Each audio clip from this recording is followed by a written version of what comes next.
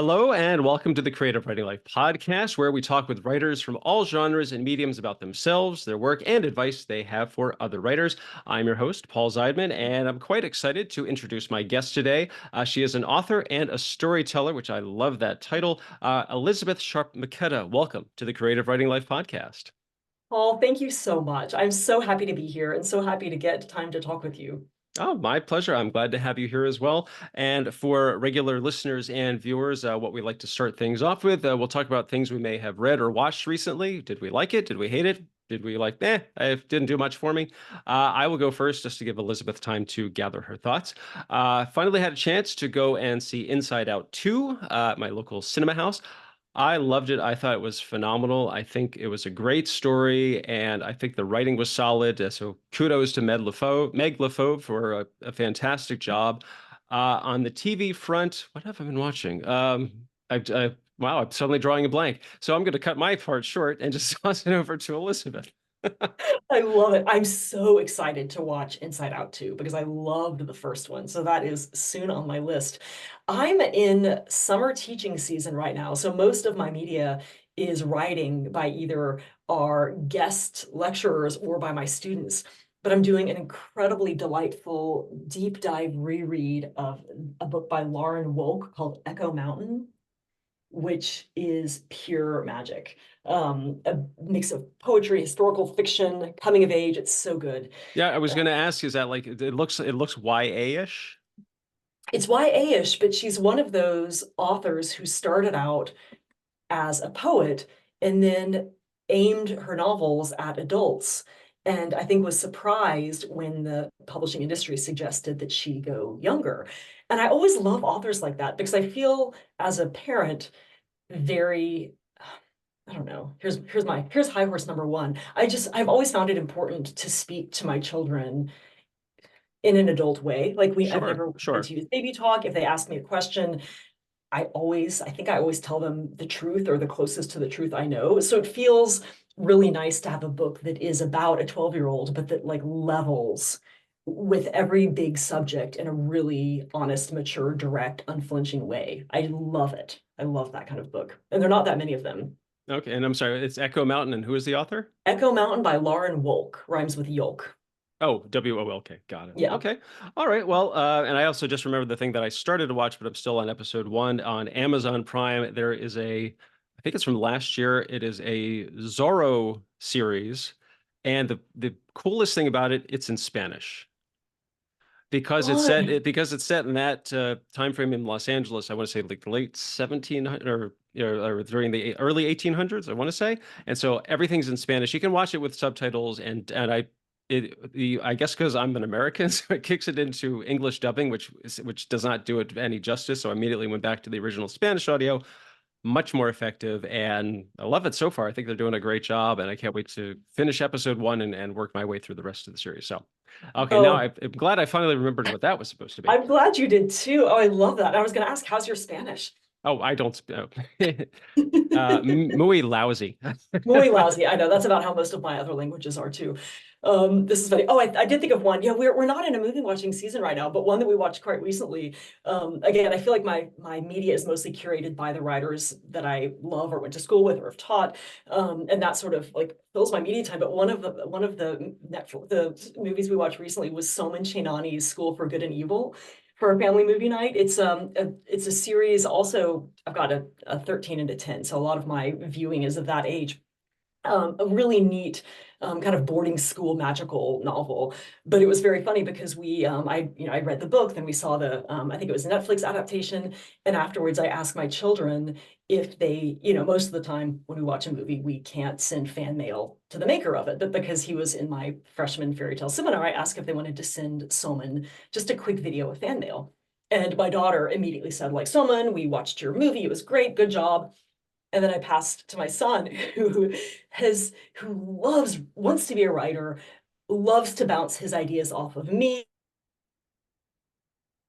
isn't appropriate for, fourth grade, likes horror romance, really like a thinker about story, and knows that writers like feedback.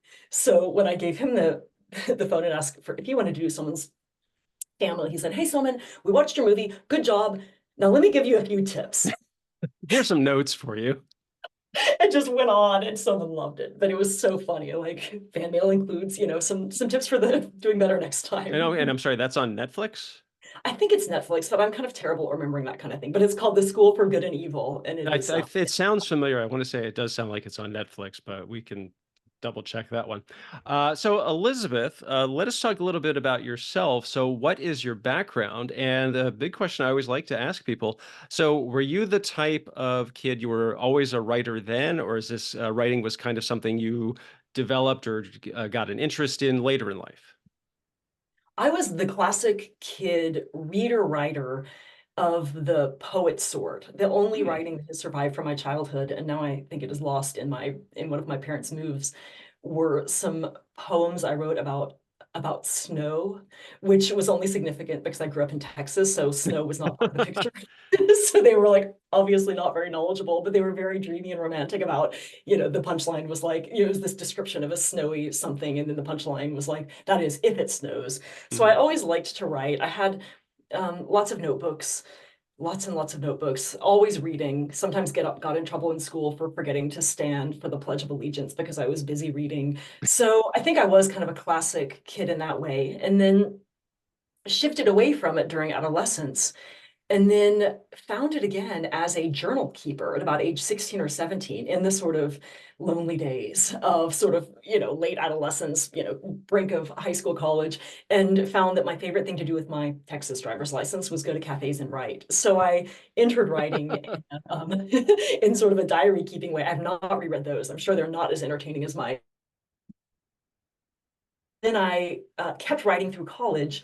I didn't realize that I would be a writer, although in retrospect it was so obvious.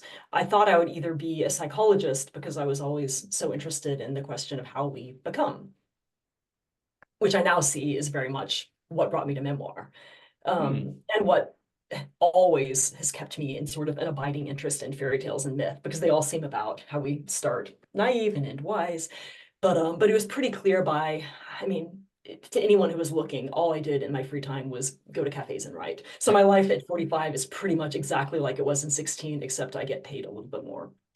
That's great. Yeah, I was going to say that it's such a wide variety of what you actually write because it's like essays and novels, poetry, and kids' books. So, what is it that draws you to all working on all these different types of projects? I mean, are some of them like I know the one about your grandfather, Energy, the life of John J. McKetta Jr., like that's a personal thing, but you also have like the essays and like you also looks like you did we were like an editor of like an anthology type of collection. I mean, it's almost like it's a buffet of writing styles. I love that you call it a buffet. It is totally a buffet. They are all different, and my career has not at all followed the advice that I often give my students, because it's good advice, which is pick a lane and stay in it because your books will be easier, it'll be easier. I've not done that. And I think that there are a few common denominators. I think one of them is, I mean, I think the sort of simplest answer is that I write whatever interests me at the time. And that's the answer. I've not published in the order in which I've written. The first 5 or 6 novels that I finished never needed to be, no one will ever see. But the first novel that I finished and got good was my actually 11th book. But it took me longer to get right than the biography and the poems and the children's books. But I think that each one either came because I had a very pressing question about my own life that I felt I needed to answer in fiction. So in a way, not that different from the 16-year-old journal keeper that I was. My first novel, for example, She Never Told Me About the Ocean, was written in early motherhood in these sort of little midnight dispatches of like waking up to the baby. So I'd find some text on my phone that was like actually pretty good. And then I'd sort of compile it in my, 30 minutes of nap time, writing time. But it was a novel that I could never have written before and couldn't write again. But it was just so concerned about sort of the fact that in parenthood, one is initiated not only into this, into parenthood, but also into this sudden fear of mortality that takes many different faces. And so I was interested in this idea of how to live with love in the face of that sort of constant fear. So that was a novel of that time. And I feel in a way that not that one can solve fear and mortality, but I felt that my particular brand of it, I was able to at least come to peace with through the writing of that book. And I think that that's often what each book has, is some question in terms of my biography about my grandfather. That one I was sort of tapped to write. And so I said yes. And a lot of my books have been that way too. My children's book, the local bookstore tapped me and said, "We need a Boise picture book. Can you do it?" And I said, yes. Um, and the anthology of women's resilience stories, same thing. It was because I wanted to collaborate with this former student of mine, and that book was sort of what came out of it. So a lot of them have just been sort of opportunities that I couldn't say no to because they were so wonderful and they wouldn't come again. But the ones that I've initiated on my own always had some interesting question. The ones that I'm working on right now, one is about country and nationhood and what happens when country is working against its people. The other ones, so they often are about questions that I'm doing a lot of reading in my nonfiction reading canon about, while also working out my own feelings about it in fiction. So I think that, and so I guess I'd say that each one of my books, if I'm doing it right, I grow a psychic inch through. I'm sort of one psychic inch wiser in some area that I felt a need to grow. So I think in that way, it's a very checkered path, but I do feel, I do feel I've loved sort of my own, like I chart my own progression through them. But also the single common denominator throughout all of them, excepting the children's book, is that each one has a fairy tale at the core. Hmm. Okay, Even though yeah, because that is something that I wanted to address with you because one of the things that in the pre-show notes that I was putting together that you have this idea of like a mythic memoirs, and it says how writers can adapt myths and fairy tales to reclaim their own life stories. It's which was part of your PhD. So I mean, was that something that you went into deliberately, or did you kind of just find out like, oh, the more I don't know, studying or research you were doing on stories that so many are based on folk tales and legends and myths, and you just were able to apply, I guess, the morals or the lessons that were part of those, and like, okay, this is how it applies to this story, and like, oh, and here that this is the root of this story, and is that where you were able to develop that, and is that you've been, I guess, the more you look, the more you find it. exactly, and very much number two. In fact, earlier today I was telling fairy tales at my son's school and telling them sort of at the end, like, these are folk tales. These are for you to, as long as for to adapt and keep telling, and as long as you keep telling them, they stay alive. Yeah, very much the second. And I think that partly what catalyzed it is that I had two exceptional teachers at the really critical age of 18 to 19. And one of them was Maria Tatar, who's one of the world's leading fairy tale scholars. That's where I met Solomon, actually, because she taught us both. And so I had always loved Disney and stories, but I had never thought of fairy tales as having anything other than their surface meaning. I'd never read the original Grimm's or Anderson. I guess I'd been told a few by my dad when I was little, but it was new to me to read to sort of deal with the texts themselves.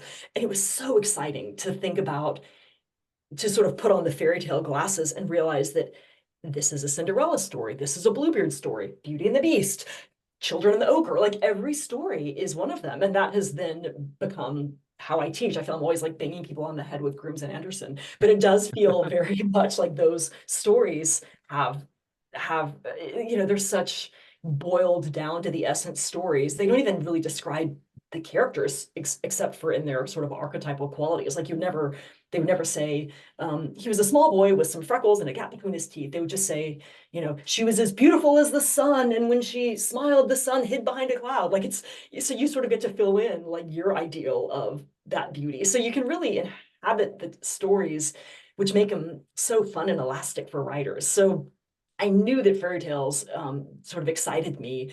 And in that same era of my life, I applied for and was rejected by every single undergraduate creative writing class that Harvard College offered, and was despairing at how I would learn how to write, and ended up finding a Cambridge continuing education course of memoirists who are all retired women.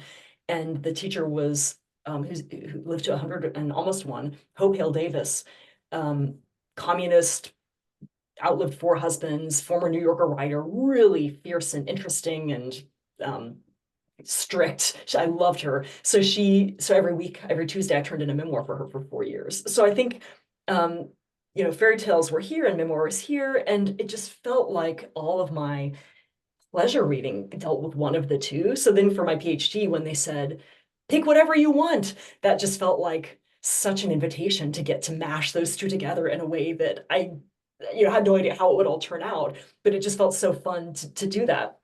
And usually a PhD does not, well, I did not go in to be a scholar. I went in to become a better reader and therefore a better writer. But I was surprised.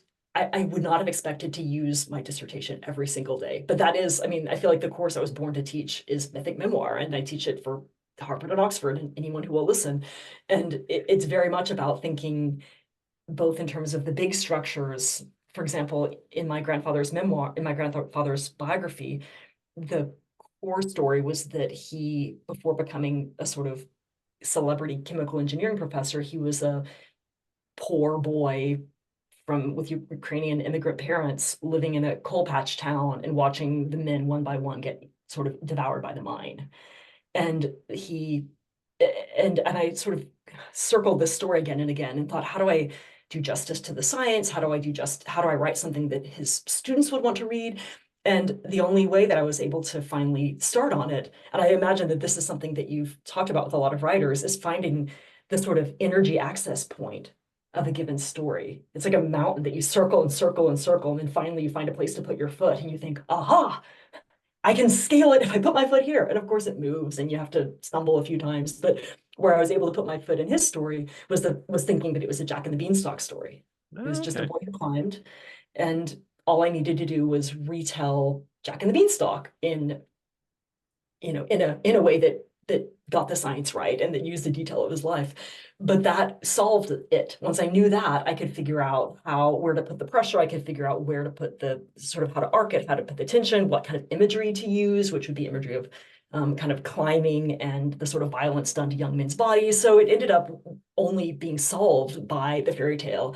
And so that's what I love to teach my students, is to sort of think about the the sort of legs of the journey in their own lives that have been the most potent. And there may be many, but to sort of pick one and do a couple of exercises to think about what the kind of spine of it is and what images of it stick with them, and then find a correlating myth or fairy tale and use it to sort of reflect and refract and, sometimes shape it, sometimes draw the imagery, sometimes leave room for the reader by leaning on the fairy tale and maybe omitting part of the memoir that is impossible for the student to write at that point. That's either too hard to write or somehow too graphic or just not necessary in some way. So it's really a fun, a fun pairing. I love those two together and never expected to use them in so many ways. Well, I was going to ask, so I mean, because so many of us have heard, all these stories and fairy tales since childhood, so they're pretty much ingrained into our brains. And so, I mean, have you ever had a writer who, like, maybe was having trouble figuring something out, and maybe it was the wrong story that they were trying to follow, or maybe that they just couldn't make that connection between what was happening with them or what they wanted to talk about and how it related to maybe a particular story that they were trying to use as, I don't know, a reference or a foundation? All the time, Hmm. all the time, Paul. And it's so interesting because often when that happens, and I can think of a few examples, it's because sometimes it's the wrong fairy tale, but often they've picked the right fairy tale, which is sort of a first thought, best thought, the one that they feel like it must be the Frog Prince, it must be Little Mermaid, but that they're looking at it from the wrong person's point of view. So Frog Hmm. Prince, for example, is about, I should actually give you a quiz. I just gave this to a bunch of 10-year-olds. So we'll see how you do. How I does the hated frog pop quizzes, but I'll do my All right, best. sorry. No, fair enough. I won't do it then. Maybe I'll do it to well, you can No, you can opt you out can of the still answer. do it. I'm sure I will Okay, do all my right. best. All right. You can also just say opt out, and then I'll tell you the answer. But it is a trick question, so I should warn you that. Do Okay. you know how does the frog become a prince? How does the frog become a prince? Okay, so I don't remember the story that well, but I want to say it's that I want to say it was something like a golden ball, and he returned it to the Yes. princess, Yes. and she was so grateful she gave him a kiss, and he turned it back into a human. I love this. I can't believe you remember That's the the one golden what's that? ball. I can't believe you remember the golden Yeah, ball. That's I amazing. only know that. Okay, this is with a really quick tangent. I only know that because a couple of weeks ago I watched there's a documentary on Disney about Jim Henson, and they reference like right before the Muppet Show started, he was doing all these different projects, and one of them was a couple of adaptations of fairy tales, and one was The Frog Prince, and I think Kermit was the frog in it.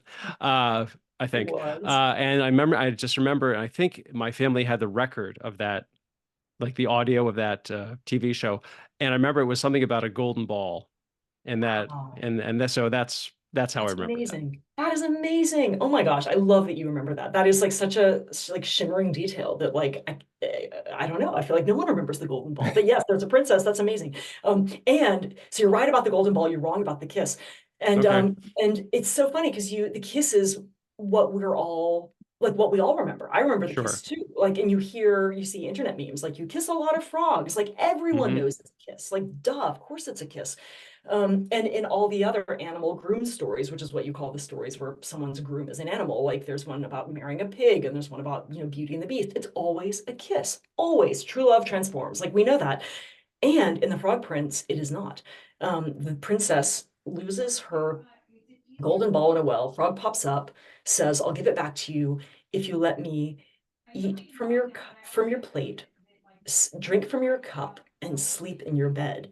And the princess says yes, with no intention of keeping her promise, grabs the ball, says goodbye to the frog, runs back to the castle, and the frog spends days hopping after her and finally shows up at the door. The king answers it, learns what has happened, requires that the princess keep her promise. And the princess is furious by this and doesn't want to share her life with this frog because he's slimy and he's gross and he has wet lips on her goblet and yuck. And so finally she tries to sort of pawn and leave him downstairs, but he says, "Princess, keep your promise." So she picks him up by his little frog neck, carries him upstairs, drops him on the on the end of the bed, like where a dog would sleep. And the frog nags her and says, "You said I could sleep in your bed." And the princess loses her temper, picks up the frog, throws him with all her might against the wall. And then he turns into a prince with beautiful beaming eyes and they get married. Okay, I don't remember that part. Isn't that wild that it's like violence, not Yeah. love? I really thought It's, you were going to say that the frog turns into a prince and he's all banged up and he dies. I mean, which would be like a suitable, so like what in the world do you do with that story? Like most fairy tales have a pretty clear moral, like an obvious hit you on the head didactic moral, but this one is so weird. Mhm. And Well, they can get dark, but you never expect it yes, to get that dark. Like the you witch, never like do. Hansel and Gretel. They throw her into her oven and burn Right. her alive. Right. But at least you can like look at that and point to it and say, okay, it's about sibling collaboration and it's about like keeping your wits in difficult circumstances. Like you can point to it and say like there's some meaning. But the Frog Prince is like such a weird one. And I have a couple of theories. Um, one theory is that that if the story is about the princess, that she's making room for a prince because she isn't ready to get married, but she knows she doesn't want this. But in rejecting that, she recognizes the need to sort of have someone fill it. And she's sort of ready to get married. But that's kind of a faulty theory. When I told it to one of my friends, she's like, "Well, yeah, the only reason you can get men to do anything is threats and violence." I was like, "I'm not sure if that's the meaning." But then I put it to my wise son, the one who likes to give writing advice. And he pointed out that if we think of it from the frog's perspective, not the princess's, and this goes back to my students who often get the wrong perspective. If you see it from the princess's view, it is a weird story because she's a spoiled girl who doesn't keep her promise and yet gets to live happily ever after with this like beautiful bright-eyed prince. But if you see it from the frog's perspective, he's someone who was obviously forced to change into a form he didn't want. And then he recognizes that he will need to be forced back. So I think that there's something there about his persistence and about the fact that we don't really like to change unless we are absolutely required to. But he kind of gets a happily ever after, and she's the sort of prize. Mhm. So if we see it from but if we see it from the frogs, but it only works if you see it from the frog's perspective. And there are a lot of them, like seal maiden stories. If you see it from the seal's perspective, it's about sort of, you know, you know, stripping from the seas and rape and, you know, pillaging, villages of women. But if you see it from the man's perspective, he's really lonely and is sort of urged from his mother to take a wife. And this is the wife that he Mhm. it finds during the sort of magical hour when he's out alone. So I think that that's often something I'm interested in with my students is when they find that the part of the story that interests them is not the part that they thought. Yeah, well, it's interesting you bring that up because I was talking about this with one of my guests recently that in your classic like screenplay that you have your protagonist and your antagonist, but the antagonist does not see themselves as the bad guy. They are the hero of their story. They just have a goal that happens to oppose what your protagonist is out for, and the antagonist is trying to achieve their goal. It just might involve something not nice. So it again, it's about perspective. Yes, I love that. I had a writer come to my class recently, Ben Fountain, who advised us to think of every single one of our side characters as the hero or heroine in their own story, which, I mean, on one end, of course, but it's such an eye-opener when you really think about each one of these tiny characters. Like, think of like how many side characters are there in like Harry Potter? Like there must be hundreds and hundreds, but like, Percy, I mean, they're all their own. It's such an interesting idea. And I feel that screenwriting, I wish I had read more books for screenwriters when I was doing my PhD because screenwriting got there first. They had Joseph Campbell and Hero's Journeys. And so I was sort of scratching in the academic realm where pickings were slim in terms of the intersection of myth and fairy tales and life writing. But what a bounty in your Hmm. Well, actually, I wanted to ask because you were talking about like all of the fairy tales and stories that you bring up with your students. I have to ask, do people ever bring up Star Wars? Because that is a classic, good guy, bad guy, and as you said, Joseph Campbell and Lucas based it on Hero of a Thousand Faces, and Luke goes on the hero's journey, and all of Yes. those classic tropes that are applied. It just happens to be a sci-fi fantasy. Totally. It is a perfect movie for that. And I think it's also really a perfect story. It feels just like such a myth of fathers and sons. It Hmm. just feels like the ultimate story of sort of what we inherit and don't pass on and what we discover about the myth of our parents, of our fathers if we're men. It's such a great story. And now that I'm thinking of it, it's surprising that I've not had a writer pick that as their myth or fairy tale, because that would be a gorgeous one. And I bet if you brought it up, I'm sure people would be like, "Oh my God, yes, that would be perfect." I Because totally again, agree. there's a handful of people who have not seen it, Yeah. but I would imagine that anyone who really is in a writing class most likely has. Yes, I think you're right. And I also think that you're bringing that up really gels with with my fuzzy definition of myth and fairy tale. Again, because I come at it as a creative writer, I'm very fuzzy on a lot of definitions. Like when I would sort of put on my scholar hat, I would have to define like what is a poem, what is a myth, what is a fairy tale. Whereas I don't know. I mean, I don't. I don't really want to talk like I don't care. Like I want to just like I know when I see one and I want to play with them and push their boundaries, but I sort of don't. I don't know. I have some theories, but they don't feel as interesting as what we can do with them. And when I think about my sort of best definitions for myth and fairy tale, again, they're so fuzzy, but they are collectively democratic stories that everybody knows some version of, whether you've read any of them. Like everyone has some Hansel and Gretel, everyone has some Cinderella. You Hmm. don't have to have ever seen the Disney, ever read the Grimms. You have some version of it just from living in our world. So it sort of permeates our culture, and that is how I would count it. And then if I were to go a little further, I'd say that fairy tales often, at least heroine-based ones, often happen at home, where the growth and the arc is about being who one truly is. That's the courage. The village is better because Cinderella shows her true self. Whereas the myths are often about, again, often the male-driven ones, someone who leaves town, fights a monster, and the village is better for their courage. But one sort of tests like comfort being, the courage to be oneself versus the courage to see another life as valuable. But that's again getting to the academic realm. But yeah, I think that Star Wars completely counts in terms of being so infused into our culture that it is like a story that everyone has an association with. Sure, sure. And I also wanted to ask, like you were talking about like all these traditional stories, because you had mentioned The Little Mermaid, which is Hans Christian Andersen, but you say that to anyone, they're immediately going to think of Disney. And Right. so, I mean, so is it tough for you to, I guess, separate your students' view of a particular story? Like, okay, like take the Little Mermaid into consideration, and you have to almost say the Anderson one, not the one with the singing animals. It's so funny. Again, this is the fuzzy writer versus scholar.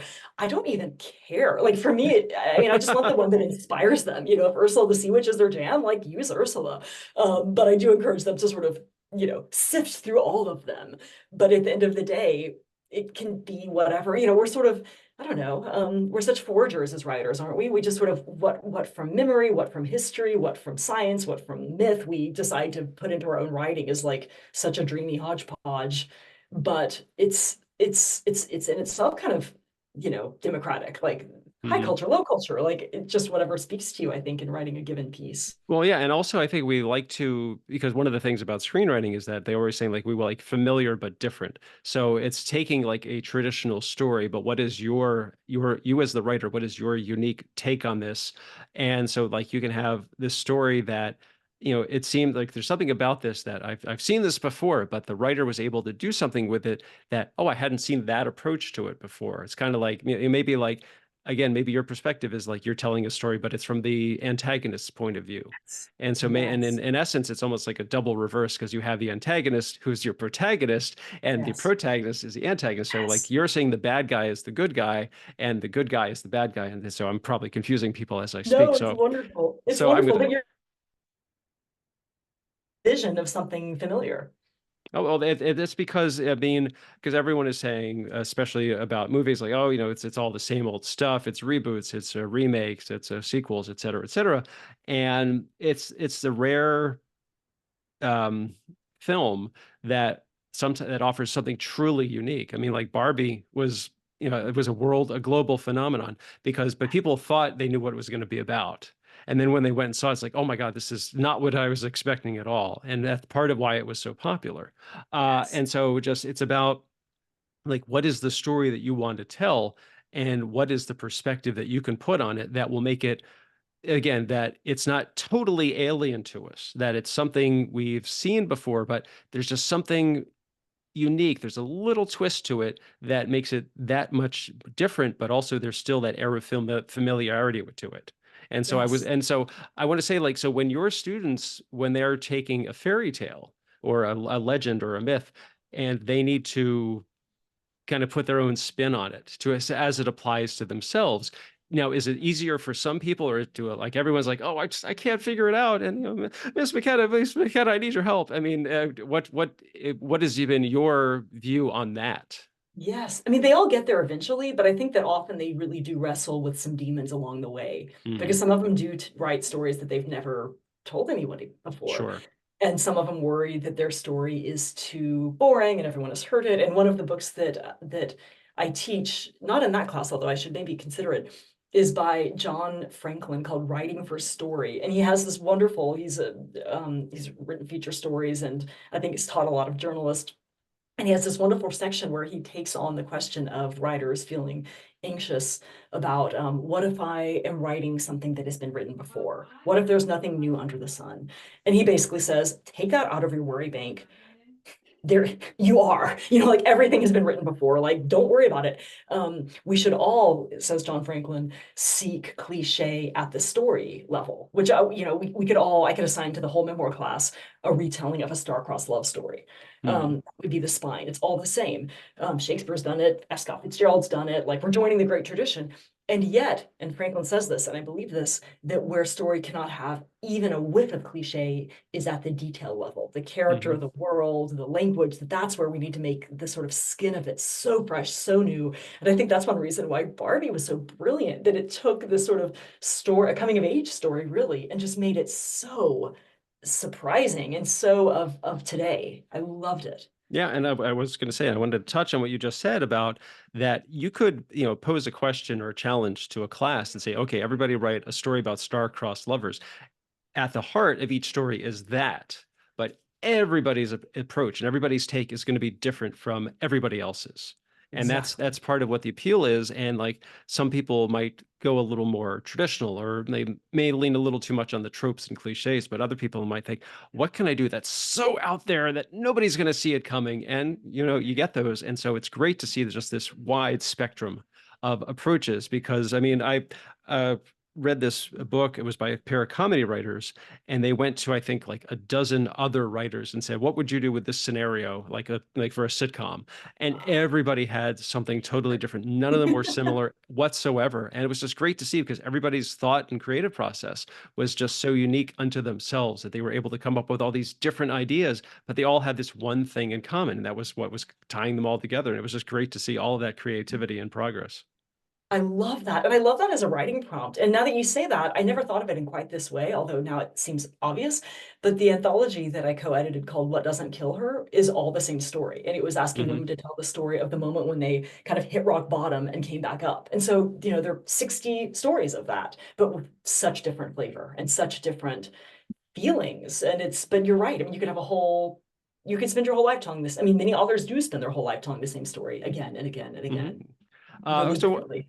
so okay. So one of the other things I wanted to talk about. So I mean, of all of the creative oriented work that you've done, that you also have a book called Edit Your Life, and which is more like geared towards writers.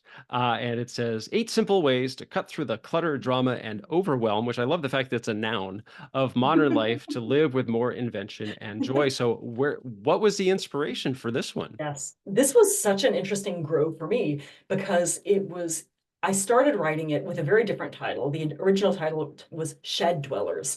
And I started writing it after my family of four plus half a dog.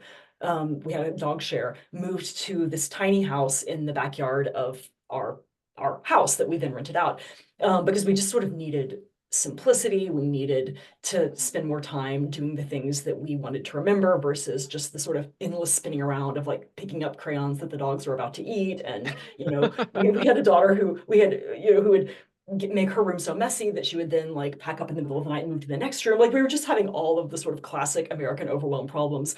But because we had this tiny house that had been built as my office slash, a mother-in-law for the grandmothers to come visit from Texas, it was sort of a crazy idea that ended up feeling like the most logical next step if our goal was to minimize our time housekeeping and maximize our time living a big, fun, wonderful life during this like sweet, complicated era. So it felt actually very logical, even though it was the source of much anxiety for some of our family members who wondered, like, are you bankrupt? Are you getting divorced? And for much amusement for our friends who were like, have you heard of moderation? But it worked beautifully for us. We simply loved it. So I started writing what I thought would be a tiny house memoir of this era. And so I had, two or three or four, God, so many hundred pages of what I think of as compost, just kind of notes of like, here's a conversation, here's like what the Labrador did, here's what happened when this, just all these little stories from the shed. And I kept compiling them into book proposals called Shed Dwellers, because we called it the shed. And I was trying to make it about our lives, but like any good memoir with an eye for the sort of universals of like how we live in the small, shed that is the earth. Just so I thought it would be kind of I thought it would be neat, but I could never find an angle that felt, I guess, compelling. And it got rejected again and again and again, which is often the story of my, weird publishing history. It's just that it takes me so long to get things published because like I'll shift genres and then have to start over again from the bottom. And what I found was that, most of people were like, I've read enough about this on blogs. I've seen Tiny House Hunters. No, thank you. You walk the walk, but I don't need another book like this. But then I had a number of agents get quite interested in it if I turned it into a guide. And I'd never written like a lifestyle guide. I'd never written a self-help book. But by that point, I was about 40 and I felt I'd published a lot of books. And I felt this interesting moment where I sort of this negotiation between my 25-year-old writer self and my 40-year-old writer self, where I thought if this had happened as my first book, I would have said, no, no, no, this is my vision for it. It's a memoir, thank you, but no thank you. But at 40, I felt like this is a door I want open, and this is a book I want out of my computer. And if this is the way that the people who know the industry feel it could be better, I'm going to, go walk through the door they've offered me and see if I can make it the best version of that kind of book. So I always feel with a new book, and this is maybe why I think I feel like every one of my writing students struggles with some form of imposter syndrome. And I think that's maybe one of the things that keeps writers sort of like humble and porous to sort of learning from other writers. I just think writers are such a nice professional bunch, but I think our kind of built-in humility does come from our built-in anxiety about like, are we actually doing this well? Are we real writers? Will this be the end of me? So I certainly felt like a total fraud writing in self-help because like, what do I know? What do I know? Like even when I was marketing the book, it was probably the least edited spring of my life. Like I couldn't get into a working schedule. Like, our dinner was always weird, scavenge. But still, I felt like the book was valuable because it put together sort of all the distilled principles that sort of at at my wisest, and again, we're not, the same wise every day, but that at my wisest, I believe and I've seen the many benefits of. And so it feels like this sort of gorgeous credo for for anyone really, but I wrote it as a writer parent for how we can sort of use the skills of editing anything, a poem or a novel or a whatever syllabus, to sort of see through kind of X-ray editor vision to what is this trying to be and what in it is succeeding and works and what in it can go away. And that same sort of 1, 2, 3, what is it? What works? What doesn't? Just applying that to different parts of life. And that of course landed us in this lovely home that made our life so much bigger. So it was a wonderful book, and I'm so proud of it, even if it was a total surprise for me. Yeah, one of the things, I guess this is part of that, you call it life editing, which is how to apply literary editing techniques to life editing. So how would you describe or what's the definition of life editing? Yes. So different from editing a book in that a book at some point is done and goes away. Different from editing a house, which is solely about the objects. But I think Mhm. of life editing is mostly about really about time. That life is this open book until it's over. And so when I think of life editing, I think of asking the life, what is the form that it really wants to take right now?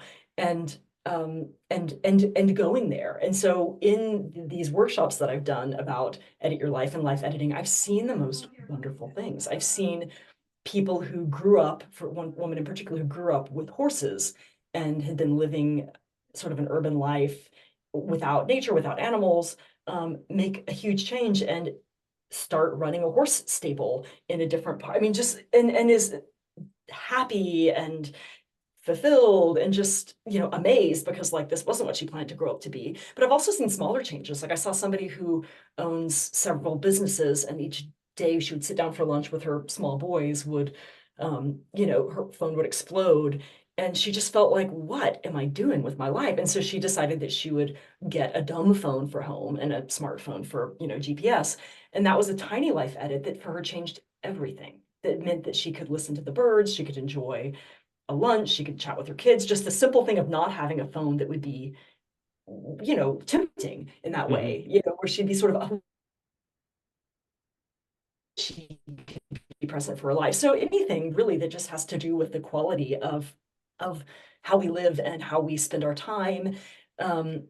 Some of the ones that I have made have been sort of what I think of as creative circuits, which sounds very dorky and like going to the gym, but just a way of realizing that I am, again, Texan. I'm cold every minute of every day wherever I live, unless it's like Texas in July. I'm always cold. I spend all here, hot water bottle. Like always cold.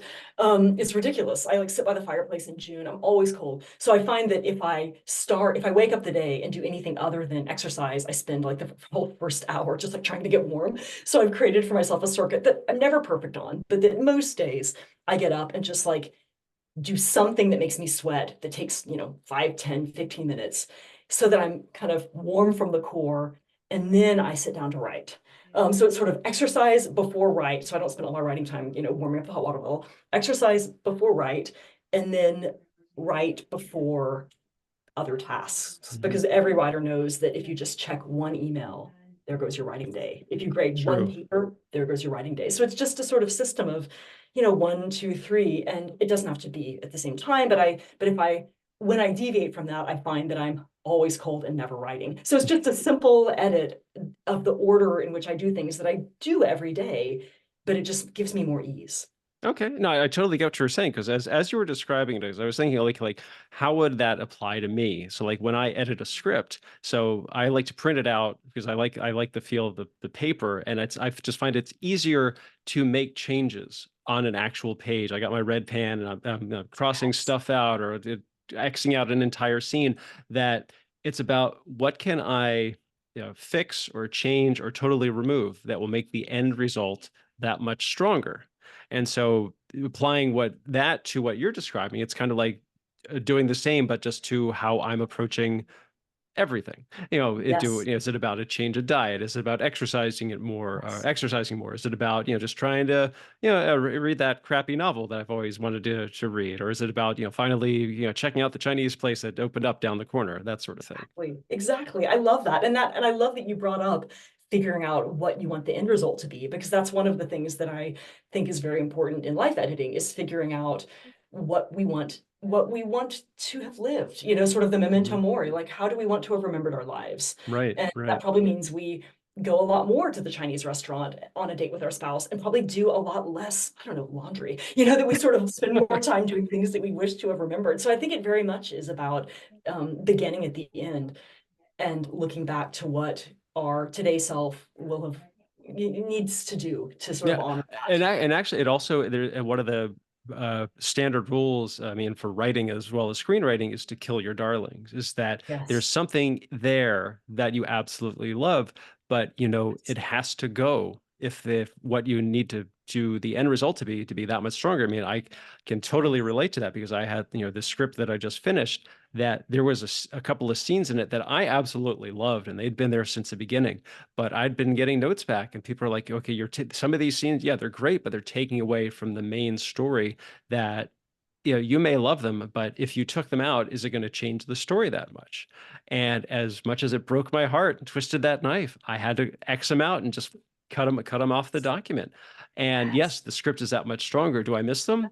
Not as much as I initially did, because I found that when you cut things out that in the end didn't have to be there, you almost instantly forget about them.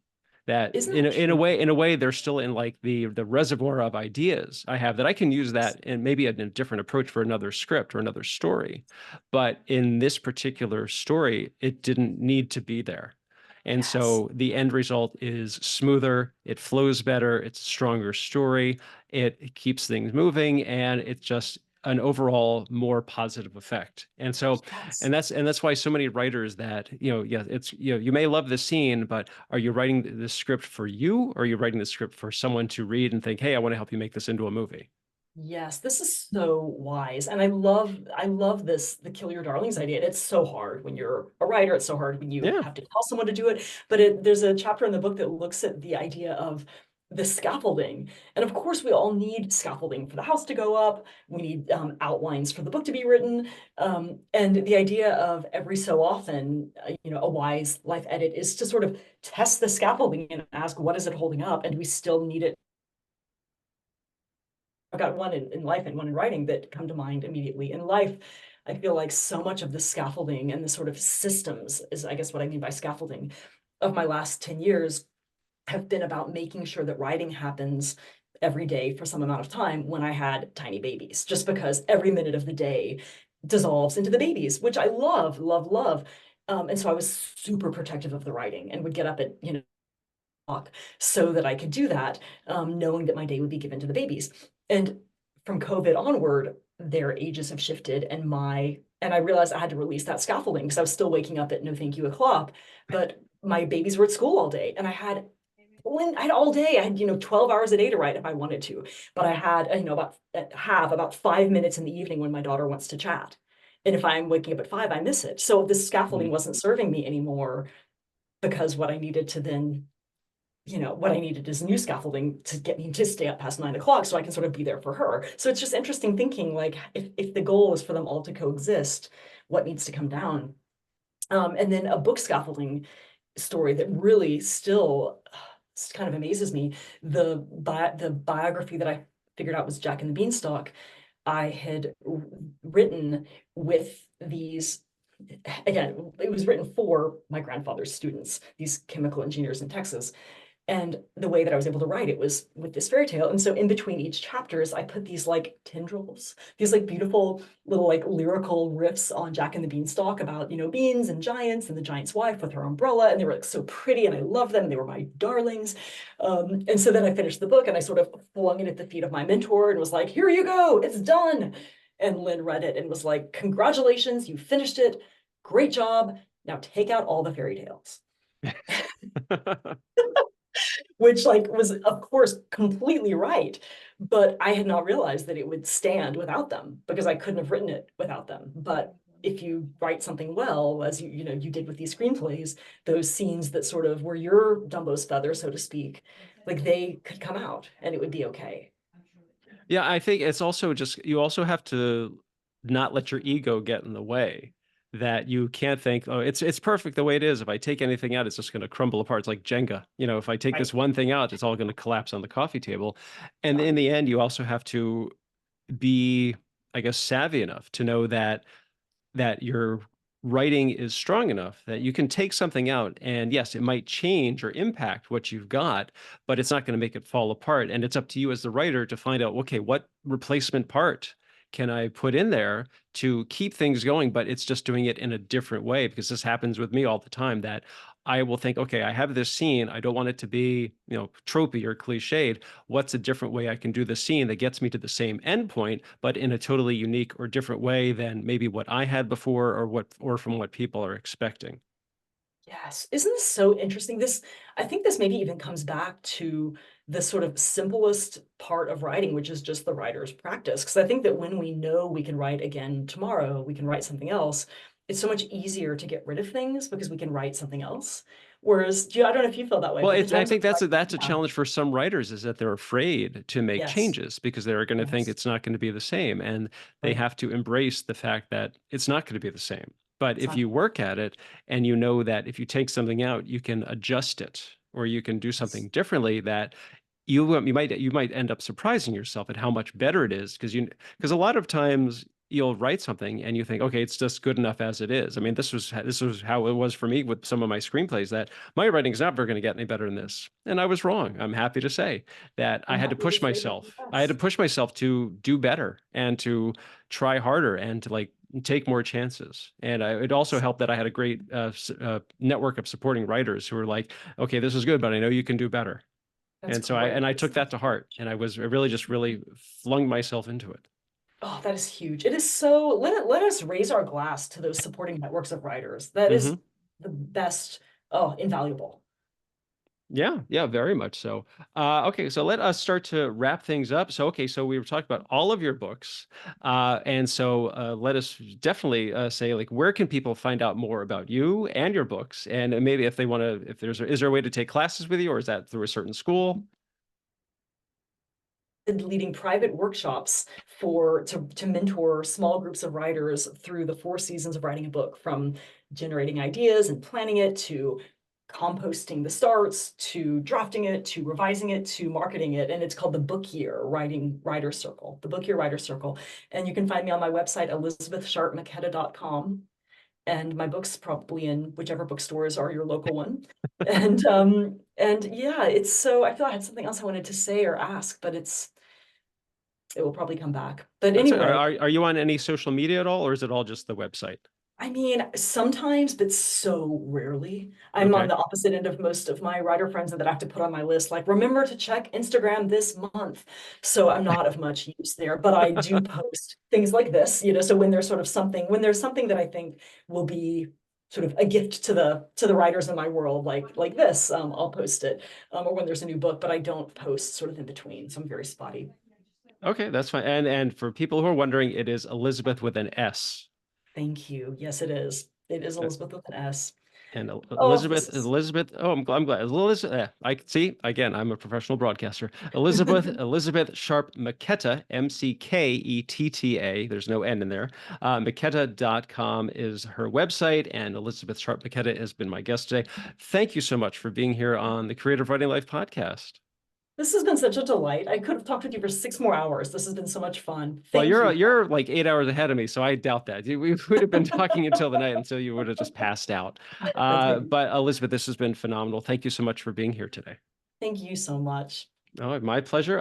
Thank you very much, everybody, for listening. You can check out Elisabeth's site at, again, elizabethsharpmcketta.com. You can check out my screenwriting blog at MaximumZ. That's maximumz.blog. I'm also on the socials at Twitter. It's maximum_Z, and I'm on Instagram at Pez Screenwriting, PEZ Screenwriting. And you can check out my screenwriting books, the Go Ahead and Ask series. Those are on that big website named after a big river.